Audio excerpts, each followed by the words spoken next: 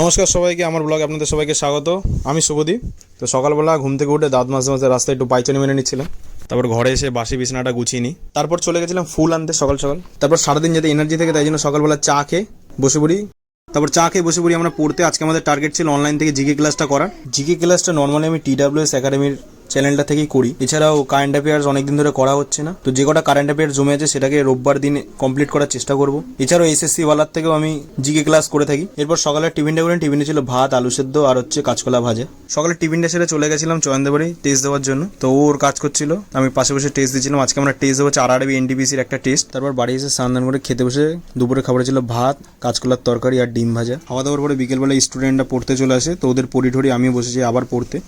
তো এখন আমি শুরু করেছি ইকোনমিটা প্রথম দিক থেকে একবারে শুরু করছি। তো একদিনে যতটা পড়া যায় ততটা পড়ার চেষ্টা করবো, বেশি পড়বো না, যাতে পরের দিন যাতে মনে না থাকে, সব ভুলে যায়, ঠিক আছে? তো অল্প অল্প করে পড়বো, প্রত্যেক দিন পড়ার চেষ্টা করবো, তো সেই হিসেবে কমপ্লিটটা হয়ে যাবে। তো তারপর চলে গেছিলাম সম্রাট বাড়ি রাত্রেবেলায় নিমন্ত্রণ ছিল। আর গিয়ে দেখি সম্রাট ওর গার্লফ্রেন্ডকে জিজ্ঞেস করছে, तू मेरे से प्यार करती है या नहीं करती, ये बता दे तू बस।